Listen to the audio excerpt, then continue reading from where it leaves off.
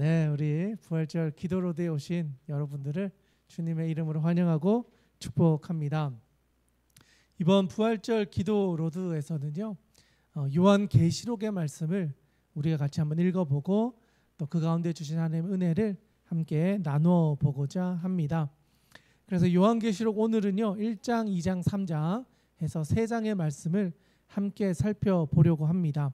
그런데 말씀으로 들어가기 전에 우리 개관을 좀 하려고 합니다. 오늘 오신 분들에게는 제가 나누어 드렸는데요. 프린트물, 인쇄되어진 프린트물 잠깐 봐주시면 좋을 것 같습니다. 여러분, 요한계시록 하면 여러분 어떤 게 제일 먼저 떠오르십니까? 요한계시록 하면 재림? 맞아요. 재림 이야기도 나오고요. 또 어떤 이야기가 나올까요? 계시. 맞아요. 계시에 대한 이야기들도 다양한 이야기들이 등장합니다. 우리가 그동안 읽어왔던 말씀과는 좀 다른 형식을 가지고 있기는 하지만 요한계시록은 우리의 믿음에 있어서 아주 다양한 문체와 또 장르에 맞춰서 우리의 신앙을 돌아보게 하는 귀한 말씀이기 때문에 잘 봐야 되고 조심해서 말씀을 해석해야 되는 본문입니다. 그렇기 때문에 오늘 개관 중요합니다. 잘 들으셔야 오늘의 본문의 말씀을 읽어가실 때 오해하지 않고 보실 수 있으니까요. 같이 한번 읽어가 보면서 내용을 한번 살펴보도록 하겠습니다. 제가 나눠드린 프린트물 제일 위에 보시면 개관해서 이제 좀 길게 설명이 되어 있는데요. 제가 한번 읽어가 보겠습니다. 여러분 눈으로 따라와 주시면 좋겠습니다. 요한계시록은 성경의 마지막 책으로서 예수 그리스도의 재림과 새하늘과 새 땅에 대한 종말론적인 계시를 다루고 있습니다. 특별히 요한계시록은요, 예언이라는 특징을 가지고 있어요. 예언이라고 하는 건 어떤 거냐면 하나님의 메시지가 선포되어지는 그런 것을 의미하는 거고요. 두 번째로는 계시라고 하는 특징을 가지고 있습니다. 계시라고 하는 건 상징과 환상을 통해서 그 안에 의미를 찾게 하는 그런 특징이고요. 세 번째는 서신서, 편지라고 하는 형식을 가지고 있다는 겁니다. 그래서 요한계시록을 해석하려면 이 세 가지 장르가 복합적으로 나타나 있다는 것을 알고 본문을 해석해야 하기 때문에 많은 주의가 필요합니다. 자, 세 가지 이야기했습니다. 뭐가 있다 그랬죠? 예언, 계시, 서신.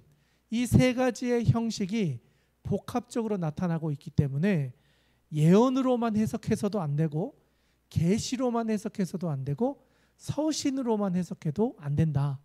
이 세 가지를 복합적으로 사용해서 본문을 봐야 된다. 그렇게 볼 수 있겠습니다. 그리고요, 저자인 사도 요한은 예수님의 12제자 중 하나로서 예수님께서 사랑하신 제자로 성경에서 주로 언급되고 있습니다. 요한은 여호와는 은혜로우시다 라는 뜻으로 형제 야고보와 함께 갈릴리 어부 출신입니다. 또 기록 연대로는요, 로마의 10대 황제인 도미티아누스 황제의 통치 기간 중 말기, 그러니까 81년에서 96년 동안 통치했는데 그 후반기에 주로 이제 그 이야기를 다루고 있다. 특별히 요한이 밤모섬에 유배되었던 시기인 95년에서 96년경에 이 요한계시록을 기록한 것으로 추정하고 있습니다.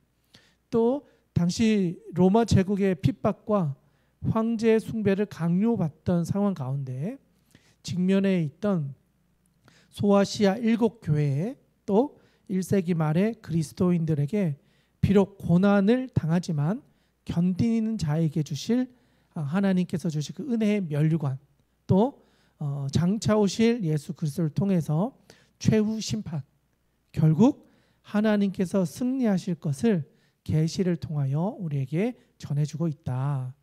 또 마지막으로 이제 전승에 따르며 12제자 중에서 유일하게 순교하지 않고 에베소에서 생을 마감한 것으로 전해지는 분이다. 이렇게 볼 수가 있겠습니다. 자, 그리고 그 아래에 보시면 사도 요한과 요한계시록에 관련 연대기가 있는데요.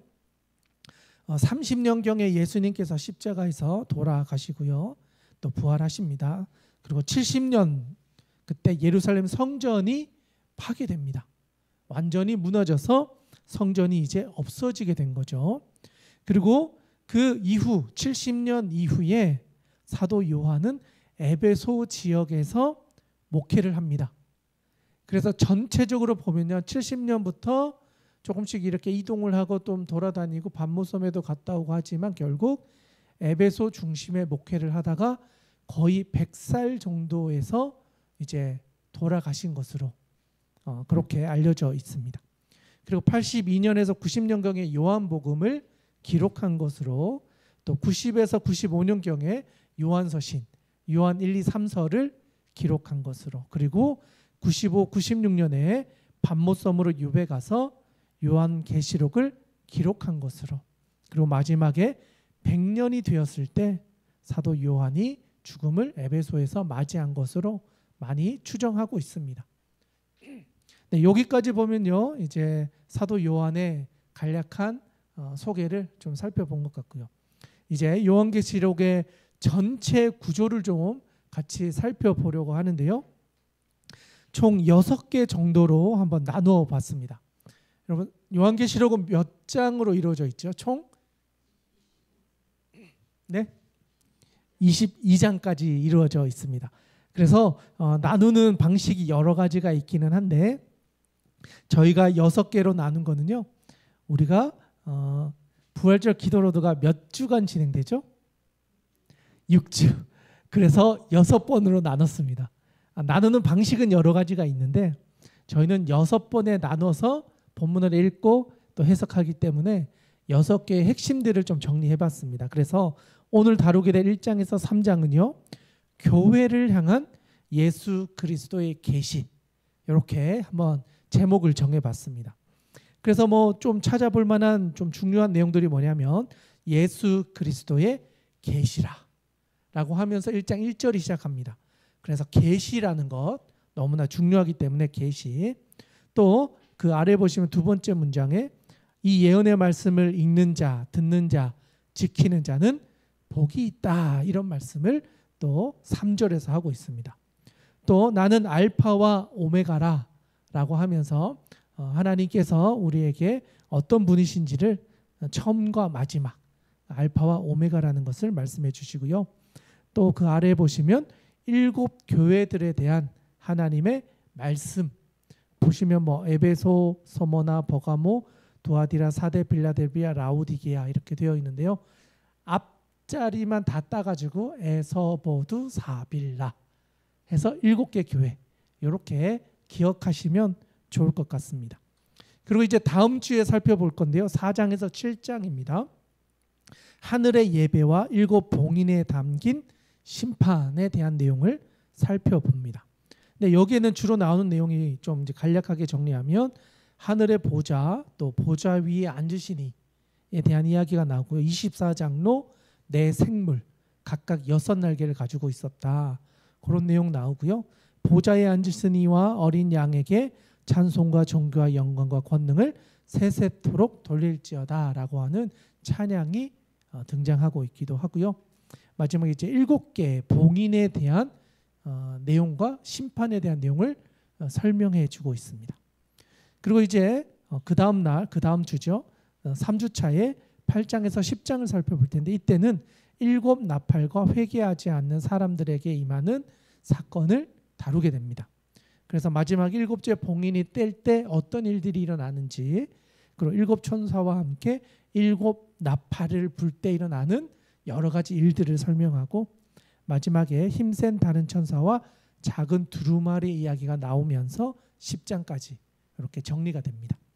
그리고 이제 4주차 11장에서 14장까지는요, 박해 속에서 드러나는 성도의 순전한 믿음이라고 볼 수 있겠고요.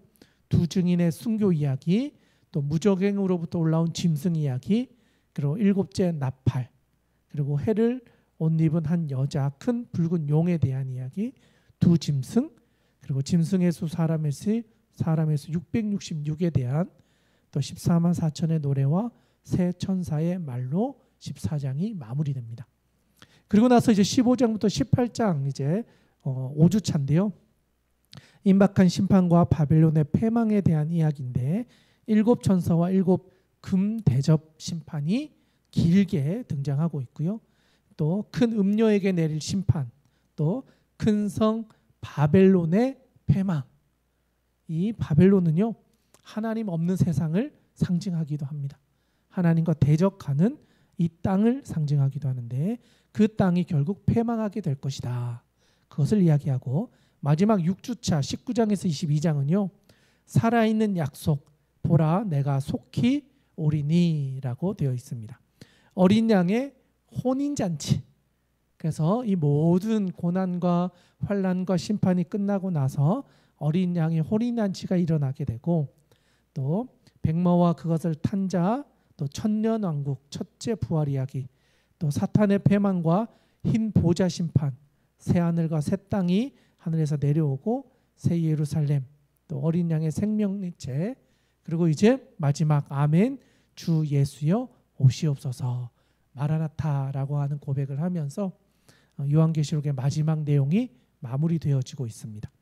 그래서 이렇게 쭉 살펴보면요, 결국 하나님께서 이 땅을 어떻게 마지막에 어떻게 하실 것인가에 대한 심판과 또 구원의 역사, 그리고 끝까지 견디는 자에게 주신 하나님의 구원의 은혜에 대한 이야기가 다루어지고 있는 책이 요한계시록이다. 이렇게 보시면 오늘 우리 살펴볼 내용에 대한 개관을 간략하게 살펴보게 된 것 같습니다. 자, 여기까지 하면요, 개관은 좀 살펴본 것 같고요. 또 중요한 이야기가 있어서 이 네 가지 관점에 대한 이야기를 좀 하고 본문으로 들어가 보겠는데요. 요한계시록을 바라보는 관점이 크게 네 가지가 있습니다. 대부분의 이단이 이 네 가지 중에서 한 가지의 관점을 가짐으로 인해서 일어나는 혼란을 이야기하거든요.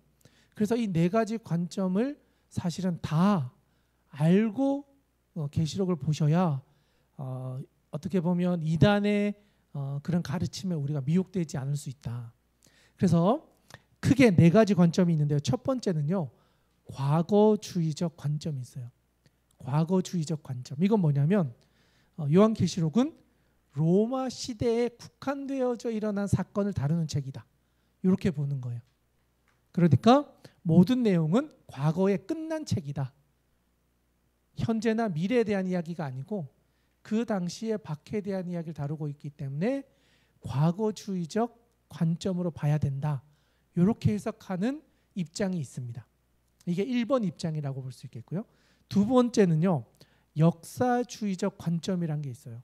역사주의적 관점은 뭐냐면 사도시대 때부터 시작이 되어서 예수 그리스도께서 오시는 그 최종 심판 때까지의 모든 이야기를 이 요한계시록이 다 다루고 있다. 그래서 역사의 파노라마를 다 보여주는 책이기 때문에 역사주의적 관점으로 봐야 된다. 이렇게 요한계시록을 보려는 사람들이 있습니다. 이게 두 번째 입장이고요. 세 번째는요, 미래주의적 입장이 있습니다. 미래주의적 입장 또는 미래주의적 관점은요, 뭐냐면 이거는 다 미래의 사건이다. 현재의 사건이 아니고 미래에 일어날 일들을 설명해 주는 것이기 때문에 미래의 사건과 연결시켜서 봐야 된다.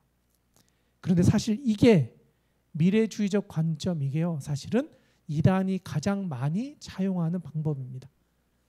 오늘 일어난 이 일은 미래의 어떤 것과 연결되어야 되고 이렇게 연결하다 보니까 결국 이렇게 된다. 뭐 이렇게 해석을 하는 거죠.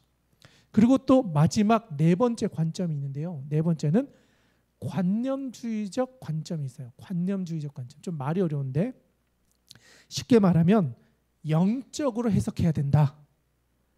여기에 나오는 모든 표현들은 영적인 의미를 담고 있기 때문에 문자적으로 해석하면 안 되고 그 뒤에 있는 영적인 의미를 찾아야 이 본문을 해석할 수 있다.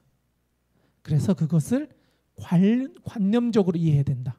영적으로 이해해야 된다라고 하는 관념주의적 관점이 있습니다. 그런데 사실 이 네 가지는 다 위험의 요소를 다 가지고 있어요. 이 관점이 가장 바른 입장이다라고 말하기에는 각각의 장단점을 다 가지고 있기 때문에 우리는 사실 이 네 가지 관점을 다 보되 다 장단점이 있기 때문에 주의해서 봐야 되고 각각의 강점들을 활용해서 해석하되 이 한쪽의 입장만은 취할 수 없다. 그래서 초반에 이야기했던 것처럼 예언적 측면, 계시적 측면, 서신적 측면을 함께 바라보는 통합적 시선에서 네 가지의 장단점을 다 보면서 요한계시록을 주석해야 된다. 그러니까 이 요한계시록을 바라보는 게 쉬울까요? 어려울까요? 어려워요. 그래서 우리 칼빈 선생님, 우리 종교개혁을 했던 칼빈 선생님도요. 나는 다른 건 다 주석을 했는데 요한계시록은 도저히 주석하지 못하겠다 하면서 두 손 두 발 다 들었어요. 그래서 계시록만큼은 우리가 명확하게 해석하기가 어렵다. 그러나 어떤 측면으로 해석해야 되는지를 활용해서 이 안전할 수 있는 방법 안에서 우리가 해석해 가야 된다라고 하는 조언을 하고 있습니다.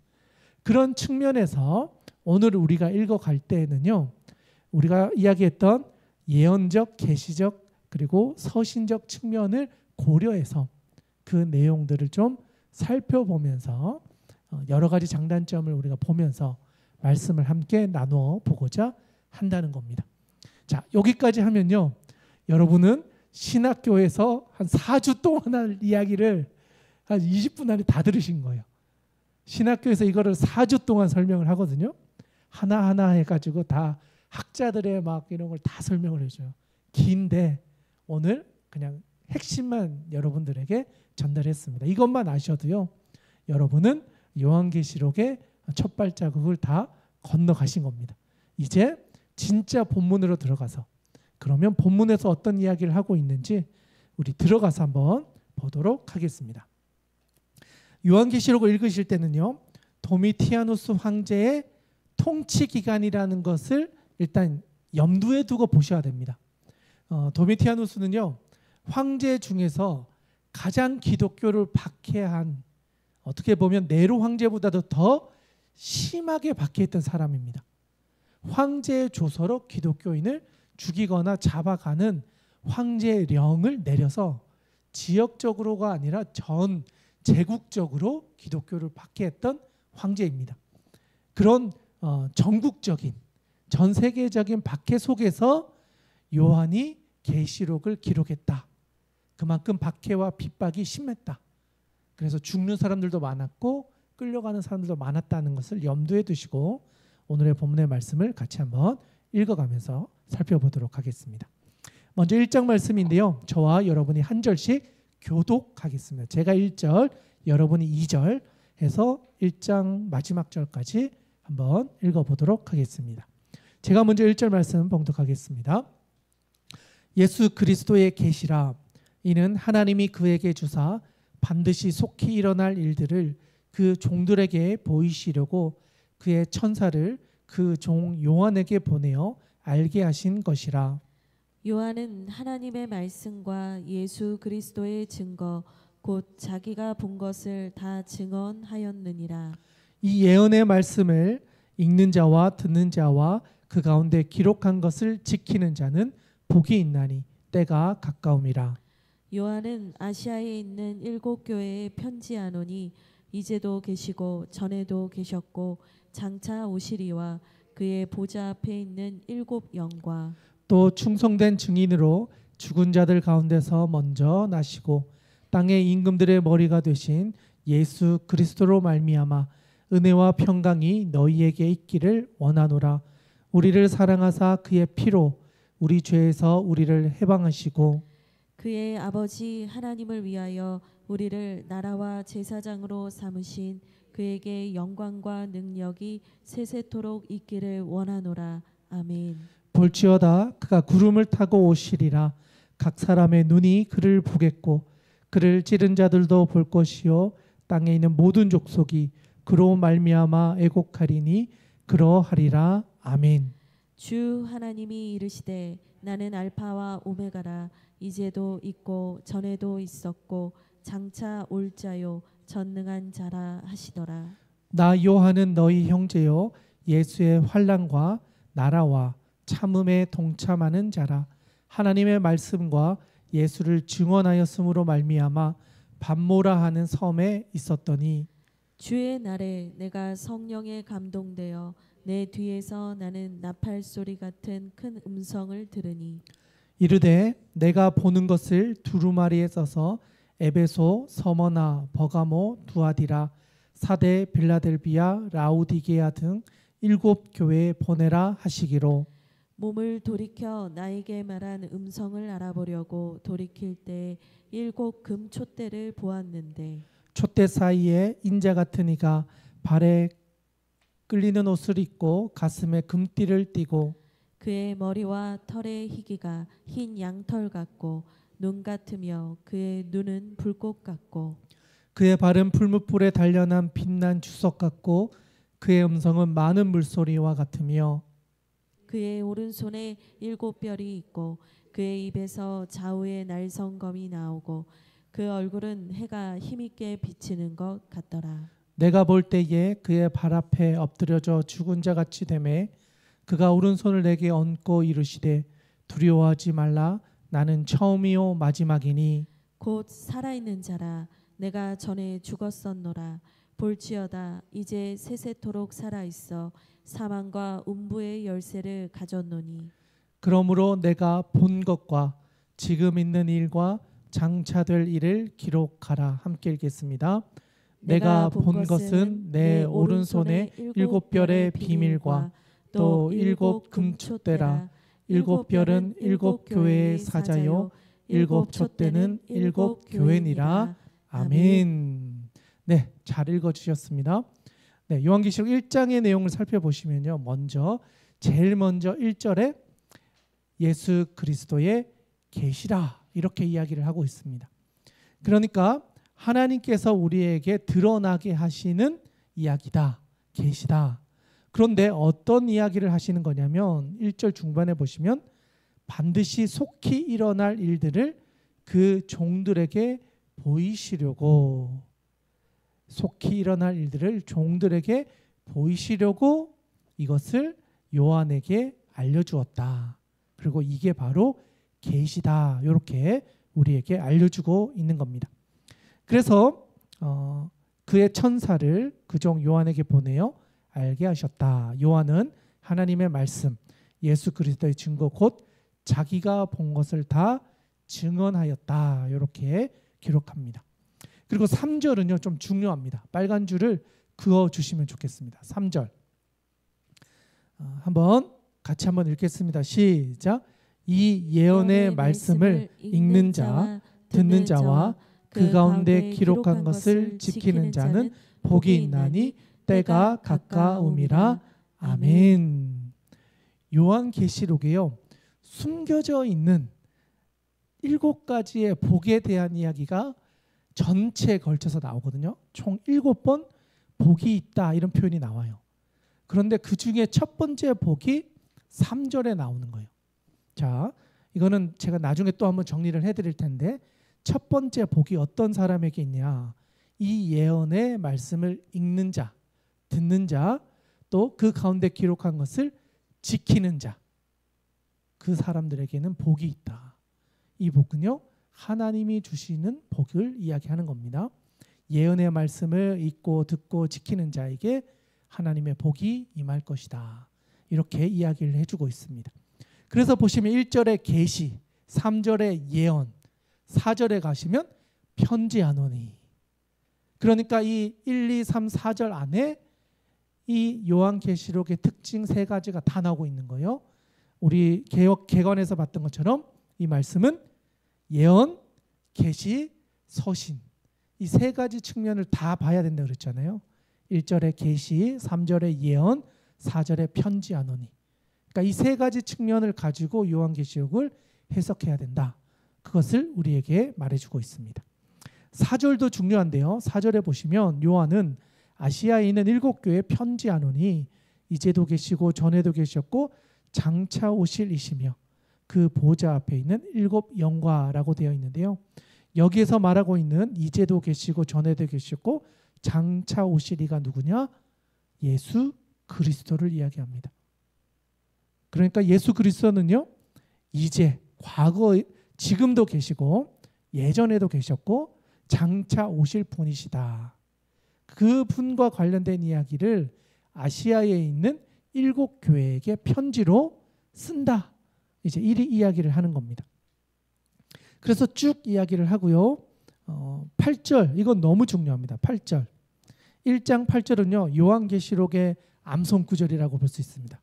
한번 빨간 줄 100개 하고 우리 읽고 외워보시면 좋겠는데요. 한번 같이 한번 읽어보겠습니다. 시작. 주 하나님이 이르시되 나는 알파와 오메가라. 이제도 있고 전에도 있었고 장차 올 자요 전능한 자라 하시더라. 아멘. 네, 8절에서 이야기하고 있는 건 나는 알파와 오메가다. 이제도 있고 전에도 있었고 장차 올 자. 바로 하나님 자신이면서 동시에 예수 그리스도가 심판주로서 이 땅에 오실 것에 대한 내용을 1장에서 명확하게 하고 있다. 그렇게 볼 수 있겠습니다. 그러면서 9절에 가보시면요. 요한에 대한 이야기가 나오는데 나 요한은 너희의 형제다. 또 예수의 환난과 나라와 참음에 동참하는 자다. 또 하나님의 말씀과 예수를 증언하였음으로 말미암아 반모라는 섬까지 유배되어져 와 있는 그런 사람입니다. 라고 하면서 자기를 소개하는 거예요. 이 글을 쓴 사람이 누구인지. 그래서 요한계시록을 쓴 사람은 사도 요한이구나 하는 것을 우리에게 알려주고 있다. 이렇게 볼 수가 있겠습니다. 그러면서 이제 하나님께서 주신 명령 또 그가 보았던 환상들을 쭉 설명해 주고 있습니다. 그러면서 너무 중요한 게 19절에 나오는데요. 19절 빨간 줄 이건 한 50개 하면서 읽어보면 좋겠는데요. 이거는요. 요한계시록 전체를 어떻게 볼 수 있는지를 이렇게 구분해 주는 역할을 해주는 구절이에요. 그래서 같이 한번 읽어보겠습니다. 19절 같이 읽겠습니다. 시작. 그러므로 내가 본 것과 지금 있는 일과 장차 될 일을 기록하라. 아멘. 19절에서 말하고 있는 것, 제일 먼저는 본 것, 두 번째로는 지금 있는 일, 세 번째 장차 될 일.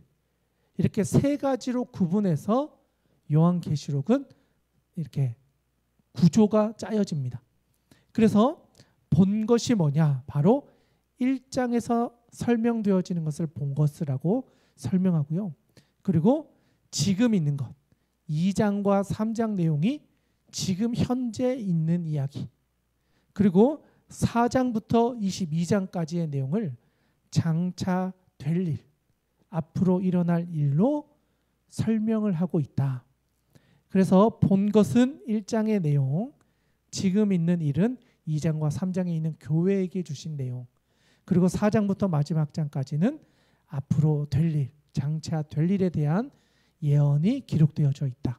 그래서 요한계시록의 구조가 1장과 2장, 3장, 4장부터 끝장까지 이렇게 세 개의 구조로 나누어져서 보아야 된다는 것을 말해줍니다. 그래서 1장에서는 간략하게 이렇게 요한계시록의 큰 흐름을 소개해주는 그런 정도로 보시면 잘 보게 된 거다. 이렇게 볼 수 있겠습니다. 자, 이제 2장으로 한번 넘어가 보겠는데요.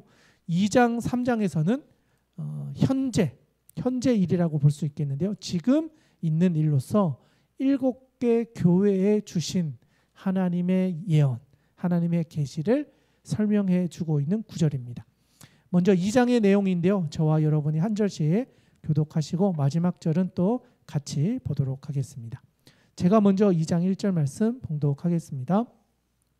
에베소 교회의 사자에게 편지하라.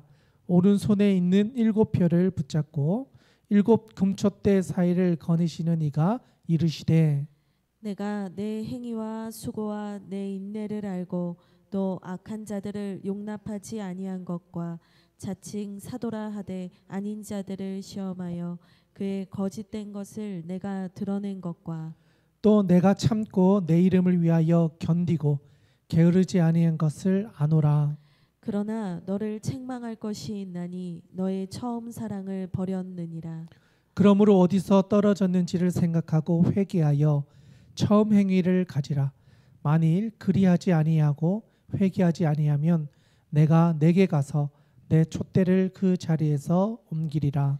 오직 내게 이것이 있으니 내가 니골라 당의 행위를 미워하는도다. 나도 이것을 미워하노라. 귀 있는 자는 성령이 교회들에게 하시는 말씀을 들을지어다. 이는 그에게는 내가 하나님의 낙원에 있는 생명나무의 열매를 주어 먹게 하리라. 서머나 교회의 사자에게 편지하라. 처음이며 마지막이요 죽었다가 살아나신 이가 이르시되 내가 내 환난과 궁핍을 알거니와 실상은 내가 부요한 자니라. 자칭 유대인이라 하는 자들의 비방도 알거니와 실상은 유대인이 아니요 사탄의 회당이라. 너는 장차 받을 고난을 두려워하지 말라. 볼지어다 마귀가 장차 너희 가운데에서 몇 사람을 옥에 던져 시험을 받게 하리니 너희가 10일 동안 환난을 받으리라. 내가 죽도록 충성하라. 그리하면 내가 생명의 관을 내게 주리라. 귀 있는 자는 성령이 교회들에게 하시는 말씀을 들을지어다. 이기는 자는 둘째 사망의 해를 받지 아니하리라. 버가모 교회의 사자에게 편지하라. 좌우에 날성검을 가지신 이가 이르시되 내가 어디에 사는지 내가 아노니 거기는 사탄의 권세가 있는 데라. 내가 내 이름을 굳게 잡아서 내 충성된 증인 안디바가 너희 가운데 곧 사탄이 사는 곳에서 죽임을 당할 때에도 나를 믿는 믿음을 저버리지 아니하였도다. 그러나 내게 두어 가지 책망할 것이 있나니 거기 내게 발람의 교훈을 지키는 자들이 있도다. 발람이 발락을 가르쳐 이스라엘 자손 앞에 걸림돌을 놓아 우상의 제물을 먹게 하였고 또 행음하게 하였느니라. 이와 같이 내게도 니골라당의 교훈을 지키는 자들이 있도다. 그러므로 회개하라. 그리하지 아니하면 내가 내게 속히 가서 내 입에 검으로 그들과 싸우리라. 귀 있는 자는 성령이 교회들에게 하시는 말씀을 들을지어다. 이기는 그에게는 내가 감추었던 만나를 주고 또 흰 돌을 줄 터인데 그 돌 위에 새 이름을 기록할 것이 있나니 받는 자 밖에는 그 이름을 알 사람이 없느니라. 두아디라 교회의 사자에게 편지하라. 그 눈이 불꽃 같고 그 발이 빛난 주석과 같은 하나님의 아들이 이르시되 내가 내 사업과 사랑과 믿음과 섬김과 인내를 아노니 내 나중 행위가 처음보다 많도다. 그러나 내게 책망할 일이 있노라. 자칭 선지자라 하는 여자 이세벨을 내가 용납함이니 그가 내 종들을 가르쳐 깨어 행음하게 하고 우상의 제물을 먹게 하는도다. 또 내가 그에게 회개할 기회를 주었으되 자기의 음행을 회개하고자 하지 아니하는도다. 볼지어다 내가 그를 침상에 던질 터이요 또 그와 더불어 간음하는 자들도 만일 그의 행위를 회개하지 아니하면 큰 환난 가운데 던지고 또 내가 사망으로 그의 자녀를 죽이리니 모든 교회가 나는 사람의 뜻과 마음을 살피는 자인 줄 알지라. 내가 너희 각 사람의 행위대로 갚아 주리라. 두아디라에 남아 있어 이 교훈을 받지 아니하고 소위 사탄의 깊은 것을 알지 못하는 너희에게 말하노니 다른 짐으로 너희에게 지울 것은 없노라. 다만 너희에게 있는 것을 내가 올 때까지 굳게 잡으라. 이기는 자와 끝까지 내 일을 지키는 그에게 만국을 다스리는 권세를 주리니 그가 철장을 가지고 그들을 다스리어 질그릇을 깨뜨리는 것과 같이 하리라. 나도 내 아버지께 받은 것이 그러하니라. 내가 또 그에게 새벽별을 주리라. 함께 읽겠습니다. 귀 있는 자는 성령이 교회들에게 하시는 말씀을 들을지어다. 아멘. 네, 잘 읽어주셨습니다. 2장에서는요 7개 교회 가운데 첫 번째 에베소 교회를 이야기하고 있습니다. 여러분 제가 오늘 그 저희 밴드의 이미지로 지도를 올려드렸는데요. 한번 지금 이렇게 핸드폰으로 이렇게 펼쳐보시면 그 7개 교회가 위치하고 있는 지역이 보여지실 겁니다.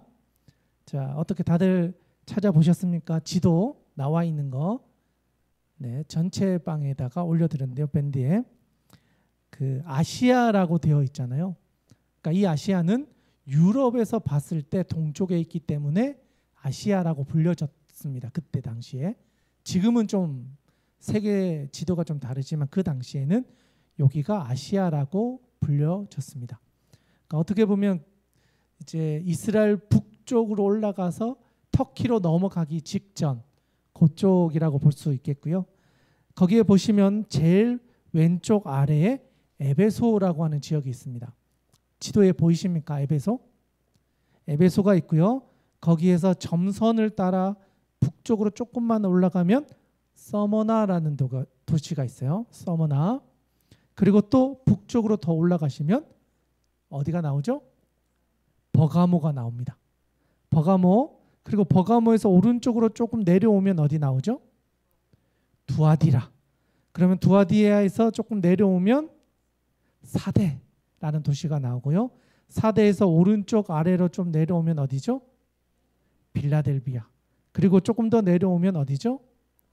라오디게아. 그러니까 지금 우리가 읽었던 이 도시가 보니까 어떻게 돼 있어요? 쭉 연결돼 있잖아요. 그래서 편지라고 하는 이유가 뭐냐면 이 서신이 이 도시에서 읽혀지고 다음 도시로 넘어가서 읽혀지고 또 다음 도시에 가서 읽혀져서 이 7개의 도시를 다 돌아다니는 거예요. 갑자기 이상한 도시를 이야기한 게 아니고 내가 쓴 이 요한계시록이 7개 도시를 돌아가면서 읽을 수 있도록 서신의 형식을 가지고 있는 걸 보여주는 또 하나의 근거가 되는 거예요. 그래서 제일 먼저 에베소 사도 요한이 메인으로 사역했던 도시를 시작으로 그 주변에 있는 도시에게 이 예언의 말씀을 전달하는 거예요. 그래서 1번의 도시가 에베소라는 도시였다. 자, 여기가 메인 도시예요. 그런데 그 내용들을 이렇게 살펴보면요.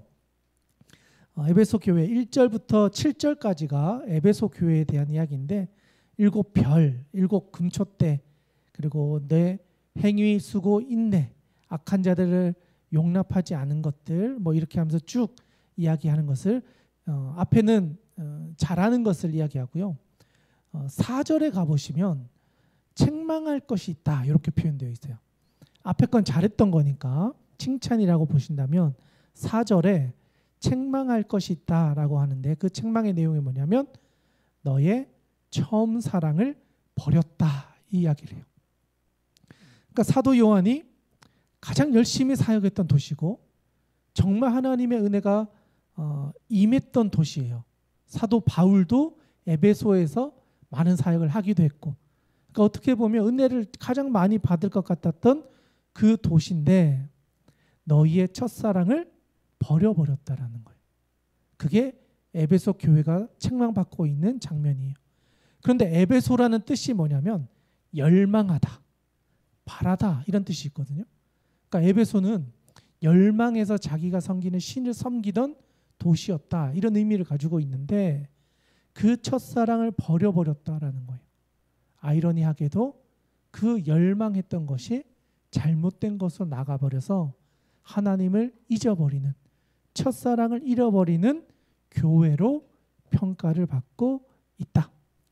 심지어는요 5절에 가보시면 어디서 떨어졌는지를 생각하고 회개하여 처음 행위를 가지라. 만일 그리하지 아니하고 회개하지 아니하면 내가 내게 가서 내 촛대를 그 자리에서 옮겨버리겠다. 첫사랑을 잃어버리고 살아가는 에베소 교회에 대해서 너희가 그 사랑을 회복하지 않으면 네 촛대를 다른 자리로 옮겨버리겠다. 이렇게 무서운 말씀을 하셨다. 그게 에베소 교회였다. 다른 거는 뭐 칭찬이니까요. 한번 읽어보시면 좋고 책망했던 내용이 특징적이기 때문에 그 내용 한번 살펴봤고요. 이제 두 번째 도시입니다. 에베소 옆에 있는 도시인데요. 어느 도시냐? 서머나라는 도시입니다. 그런데 보니까 서머나는요. 특징적인 게 책망이 없는 교회예요. 칭찬만 있는 교회예요. 그래서 보니까 처음이요 마지막이요 죽었다 살아나니가 이르시되 내 환난과 궁핍을 알거니와 실상은 내가 부요한 자다. 그 말은요, 가난한 지역이었지만 그 환난과 궁핍 가운데서도 하나님에 대한 열심이 있었던 도시였어요. 그래서 사람들이 보기에는 가난한 도시였지만 하나님 보시기에는 이 도시야말로 가장 부요했다. 하나님의 열심이 가장 넘쳐났던 도시였다. 그렇게 이야기합니다. 그리고 10절 끝쪽에 가보시면요. 10일 동안 환난을 받으리라. 내가 죽도록 충성하라. 그래야면 내가 생명의 관을 내게 주리라. 지금의 이 고난을 끝까지 견뎌라.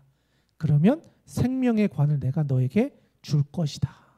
이 약속을, 축복의 약속을 서머나 교회에 하셨다.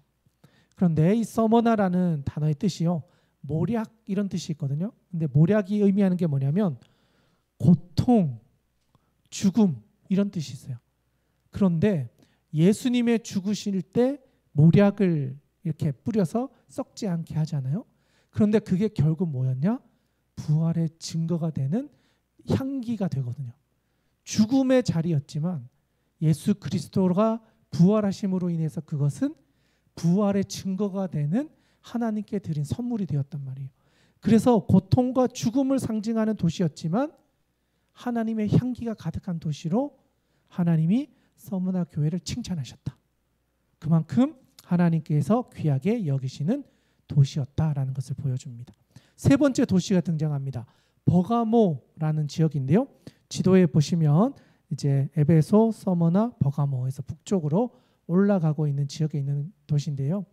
이 버가모라는 도시에서 앞에 보시면 뭐 쭉 잘했던 것들을 이야기합니다. 특별히 13절에 가보시면 내 충성된 증인 안디바가 너희 가운데 곧 사탄이 사는 곳에서 죽임을 당할 때에도 나를 믿는 믿음을 저버리지 아니하였다. 그러니까 황제의 핍박 가운데 순교를 당하는 사람들이 많았다. 안디바라고 하는 사람도 순교를 당했는데 그럼에도 불구하고 믿음을 저버리지 않았던 교회가 버가모 교회였다. 그런데 14절에 책망할 것이 있대요. 책망할 것이 있는데 뭐냐? 발람의 교훈을 지키는 자들이 있었다. 여러분 발람 기억나십니까? 어떤 사람이었죠? 이스라엘 백성들이 출애굽하는 과정에서 하나님 앞에서 음란하게 행하게 하는, 축복한 것 같았지만 오히려 그것이 이스라엘 백성들이 심판받게 되는 계기가 되었던 그 미디안 땅의 여인들과 음란하게 하는 시작점이 되는 사건이었잖아요. 그러니까 여기서도 똑같은 거예요. 그렇게 믿음을 지켰는데 발람의 교훈을 따라서 14절 후반에 가보면 우상의 제물을 먹게 하였고 또 행음하였다. 음행하였다. 믿음을 지킨다고 너희들이 그렇게 순교도 감당했던 너희인데 음행의 문제에서 넘어졌다는 거예요. 그래서 하나님께서 이 음행으로부터 너희가 회개하지 않으면 하나님의 심판이 너희에게 임할 것이다. 그 이야기를 해줍니다. 그리고 15절에 보시면 또 니골라 당이라고 하는 또 다른 이단들의 가르침을 그들이 지켰다. 발람의 교훈과 니골라 당의 교훈을 지키는 사람들이 버가모 교회에 있었다. 믿음을 지키려고 했지만 음행과 다른 이단의 교훈에 넘어가는 성도들이 많이 있었다라는 것을 말해줍니다. 그리고 이제 18절부터 쭉 보시면 이제 두아디아 교회에 대한 이야기가 나옵니다. 여러분 두아디아 교회 그러면 생각나는 여인이 있을까요? 네? 네. 한번 보시면요. 19절 한번 가보실까? 19절. 내가 내 사업과 사랑과 믿음과 섬김과 인내를 아노라. 내 나중 행위가 처음 것보다 많았다. 그러니까 그만큼 열심히 섬기고 수고했던 것을 하나님도 다 알고 계신다. 그런데 이 두아디아는요, 상업 도시로서 아주 부유했던 도시입니다. 그리고 신약에 루디아가 그 자주색 옷감 장사를 했잖아요. 그 사람의 고향입니다. 두아디아가. 그러니까 그만큼 잘 사는 동네였고 상업 도시였는데 그들이 열심히 섬기고 봉사하고 인내하고 그런 것들 너무나 잘했다. 그런데 20절에 가보시면 내게 책망할 것이 있는데 자칭 선지자라 하는 여자 이세벨을 내가 용납했다. 이세벨이 의미하는 건요, 행음하는 것, 우상의 재물을 먹게 하는 것. 이스라엘 백성들의 역사 속에서 하나님의 백성들을 이방 신에게로 데리고 갔던 사람, 그 사람 이름이 이세벨인데 여기서도 동일하게 자칭 선지자라는 여자 이세벨을 내가 용납했던 것에 대해서 하나님은 돌이켜라, 그렇게 말씀하셨다는 겁니다. 그런데 신기하게도요, 두아디아라는 뜻이 여성의 희생, 이런 의미가 있대요. 그 도시 이름 자체가. 그러니까 보니까 이 도시에 여성들이 가정을 부양하는 사람들이 많았던 것으로 보여진다, 그렇게 이야기를 하거든요. 그만큼 여성들의 힘이 강했는데 그 가운데 자칭 선지자라는 이세벨이라는 여인이 교회 안에서 행음하고 우상 제물을 먹게 하는 일에 앞서서 했다. 그래서 그것에 대해서 회개하고 돌이켜라, 하나님께서는 그렇게 명령해 주셨다라는 것입니다. 네, 여기까지 보면요, 2장에 이제 우리가 하나, 둘, 셋, 네 개 교회 한번 살펴본 것 같고요. 이제 3장으로 넘어가서 또 세 개의 교회에 대한 예언 우리 같이 한번 살펴보도록 하겠습니다. 저와 여러분이 한 절씩 교독하고 마지막 절 함께 봉독하겠습니다. 제가 먼저 읽겠습니다. 4대 교회의 사제에게 편지하라. 하나님의 7 영과 7 별을 가지시니가 이르시되 내가 내 행위를 아노니 내가 살았다 하는 이름을 가졌으나 죽은 자로다. 너는 일깨어 그 남은 바 죽게 된 것을 굳건하게 하라. 내 하나님 앞에 내 행위에 온전한 것을 찾지 못하였노니. 그러므로 내가 어떻게 받았으며 어떻게 들었는지 생각하고 지켜 회개하라. 만일 일깨지 아니하면 내가 도둑같이 이르리니 어느 때 내게 이르는지 내가 알지 못하리라. 그러나 사대에 그 옷을 더럽히지 아니한 자 몇 명이 내게 있어 흰 옷을 입고 나와 함께 다니리니 그들은 합당한 자인 영고라. 이기는 자는 이와 같이 흰 옷을 입을 것이요 내가 그 이름을 생명책에서 결코 지우지 아니하고 그 이름을 내 아버지 앞과 그의 천사들 앞에서 시인하리라. 귀 있는 자는 성령이 교회들에게 하시는 말씀을 들을지어다. 빌라델비아 교회 사자에게 편지하라. 거룩하고 진실하사 다윗의 열쇠를 가지신 이 곧 열면 닫을 사람이 없고 닫으면 열 사람이 없는 그가 이르시되 볼지어다 내가 내 앞에 열린 문을 두었을 때 능히 닫을 사람이 없으리라. 내가 내 행위를 아노니 내가 작은 능력을 가지고서도 내 말을 지키며 내 이름을 배반하지 아니하였도다.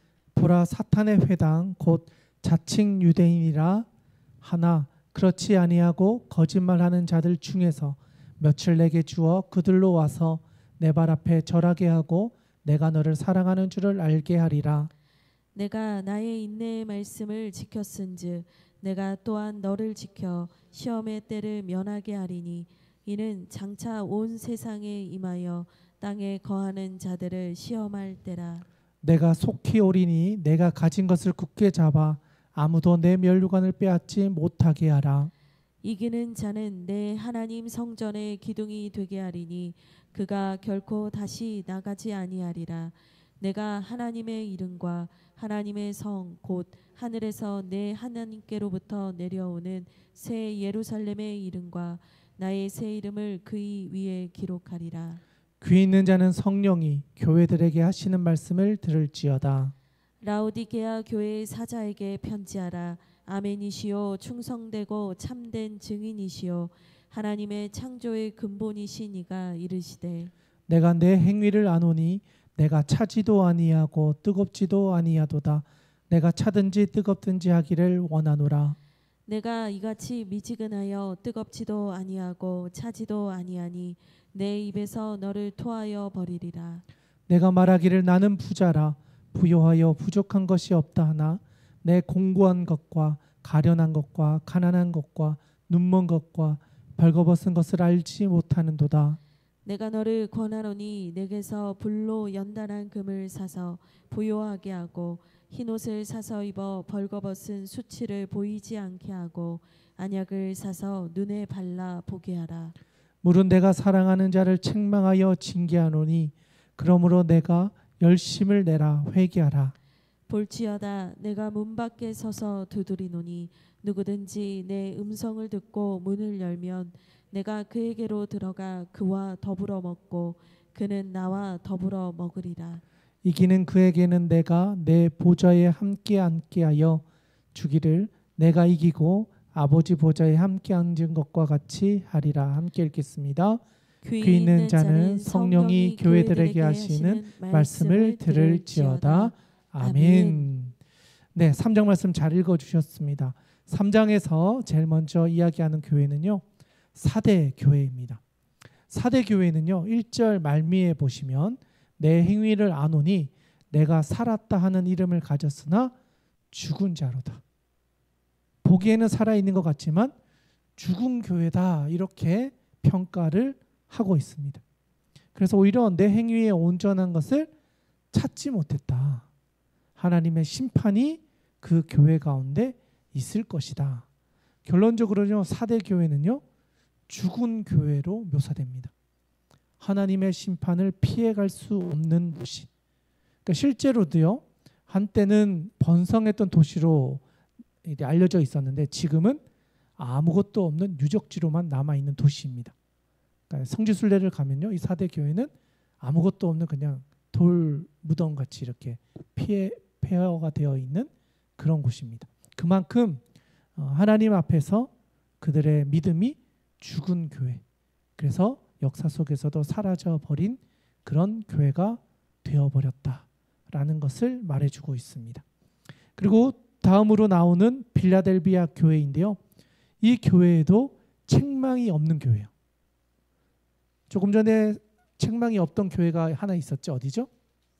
서머나 빌라델비아, 두 교회가 책망이 없는데 이 교회는 어느 정도로 칭찬하냐면 8절에 가보시면 볼지어다 내가 내 앞에 열린 문을 두었을 때 능히 닫는 사람이 없으리라. 내가 내 행위를 아노니 내가 작은 능력을 가지고서도 내 말을 지키며 내 이름을 배반하지 아니하였도다. 네, 수많은 고난과 역경이 있었지만, 그리고 작은 힘밖에 없었지만 그것을 가지고도 하나님의 말씀을 지키며 절대 배반하지 않았던 교회, 그 교회가 빌라델비아 교회라고 이야기를 하고 있습니다. 그리고 빌라델비아 교회의 뜻이 있잖아요. 빌라델비아란 뜻이 형제 사랑, 이런 의미를 가지고 있어요. 그러니까 빌라델비아는 진짜 형제를 사랑하고 믿음을 지키고 우리가 가진 것은 별로 없지만 그 작은 것으로 끝까지 믿음을 지켜가서 배반하지 않은 교회, 끝까지 믿음을 지켰던 교회로 하나님께서 그를 불러주셨다. 그리고 11절에 가보시면 내가 속히 오리니 내가 가진 것을 굳게 잡아 아무도 내 면류관을 빼앗지 못하게 하라. 하나님이 그들에게 주시는 면류관이 있다. 빼앗기지 않게 해라. 그리고 이기는 자에게는 내 하나님의 성전에 기둥이 되게 하겠다. 그리고 하나님의 이름과 하나님의 성 곧 하늘에서 내 하나님께로부터 내려오는 새 예루살렘의 이름과 나의 새 이름을 그의 위에 기록하리라. 그러니까 하나님께서 이 교회 가운데, 빌라델비아 교회 가운데 하나님의 면류관을 줄 뿐만이 아니라 하나님이 주시는 새 예루살렘의 이름과 나의 새 이름을 그 위에 세워 주겠다. 그렇게 축복해 주셨다. 그것이 바로 빌라델비아 교회였다. 그리고 이제 마지막 하나의 교회가 남았습니다. 바로 라오디게아 교회인데요. 여기에 보시면 15절, 라오디게아 교회에 대해서 아주 잘 표현하고 있는 게 15절입니다. 내가 내 행위를 아노니 내가 차지도 아니하고 뜨겁지도 아니하도다. 내가 차든지 뜨거든지 하기를 원하노라. 이렇게 이야기하고 있습니다. 실제로 라오디게아 교회는요, 그 도시 한 10km 정도 옆에 히에라볼리라고 하는 곳이 있는데 여기는 온천수로 엄청 유명한 도시였어요. 그런데 이 히에라볼리에서 나오는 온천이 이렇게 산을 타고 내려가서 라오디게아에 도착할 때쯤 되면 미지근한 물이 되어버린대요. 그래서 온천을 좋아하는 사람은 여기서 라오디게아에서 히에라볼리까지 가서 온천을 즐겼다고 합니다.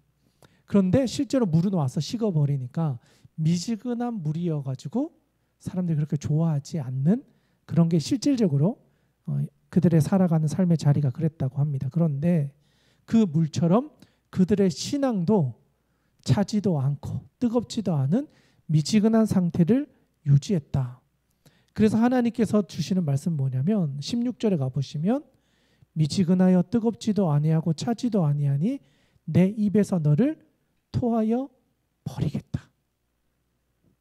차라리 차든지 뜨겁든지 둘 중에 하나를 해라. 이렇게 말씀하신 거죠. 그러면서 17절에 보시면요. 내가 말하기를 나는 부자라 부여하여 부족한 것이 없다 하나 내 공고한 것, 가련한 것, 가난한 것, 눈먼 것, 벌거벗은 것을 너가 알지 못하고 있다. 특별히 이 라오디게아는요. 부유한 상업 도시이기도 하면서 의학이 발달된 도시였어요. 그래서 안약이 지역 특산품이었어요. 그래서 안약을 구하러 가려면 라오디게아로 가라. 그러니까 이런 이야기가 있을 정도로 의료 그런 기술들이 발전된 도시였거든요. 그러다 보니까 많은 사람들이 병을 치료하기 위해서 이 도시를 찾았습니다. 그러다 보니까 그거와 관련된 수요가 많았고 그런 사람들이 부를 또 이렇게 가지게 되었던 거죠. 그런데 오히려 어떻게 이야기하냐? 많은 걸 가진 것 같았지만 오히려 너희가 공고하고 가련하고 눈먼 것과 같고 벌거벗은 것과 같은 삶을 살고 있다. 이렇게 이야기하면서 18절에 가보시면 내가 너를 권하노니 내게서 불로 연단한 금을 사서 부요하게 하고 흰옷을 사서 입어 벌거벗은 수치를 보이지 않게 하고 안약을 사서 눈에 발라보게 하라. 너희가 있는 것을 자랑할 것이 아니라 너희의 현 상태를 잘 돌아보라. 그래서 이 내용을요 정리해 보면 뭐냐면 자기들의 삶의 자리가 평안하고 무난하고 그러다 보니까 하나님에 대해서도 무난한 거예요. 그리고 자기들의 삶은 잘 살고 있다. 이렇게 생각하고 있었기 때문에 20절 이건 너무 중요합니다. 이것도 암송 구절 중에 하나인데요. 이거는 빨간 줄 50개 정도. 20절 같이 한번 읽어보겠습니다. 시작.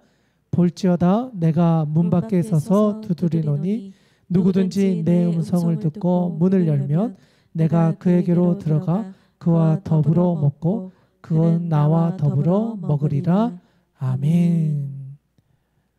하나님이 밖에서 문을 두드리는데 그 음성을 듣고 문을 여는 사람이 라오디게아 교회에는 별로 없었다. 그러니 하나님께서 너희가 부요한 것 같은데 너희의 진짜 문제를 잘 직면하고 그 문을 열고 나와라. 그 문을 열고 나오지 않으면 하나님의 심판이 너희에게도 임하게 될 것이다. 그 이야기를 하고 있다라는 겁니다. 라오디게아 교회, 라오디게아라는 뜻이요. 백성들의 정의, 그러니까 자기들이 올바르다고 생각하는 것을 의미하는 건데요. 자기 중심성을 의미하는 겁니다. 사람들이 가지고 있는 자기 중심성을 가지고 있었던 교회, 그것을 포기하지 못했을 때 하나님은 그 교회를 심판하실 것이다. 그렇게 이야기를 하고 있다. 이렇게 볼 수 있겠습니다. 네, 여기까지 하면요. 요한계시록 개관 또 1장, 2장, 3장의 내용을 빠르게 우리 같이 한번 살펴보게 된 것 같습니다. 오늘 주신 말씀을 우리가 한번 가지고 또 기도의 자리로 같이 나아갈 수 있었으면 좋겠습니다. 특별히 우리 같이 기도하며 나아갈 때요. 7개의 교회의 모습을 우리가 좀 살펴보면 좋겠습니다. 먼저 에베소 교회에 주셨던 말씀입니다. 가장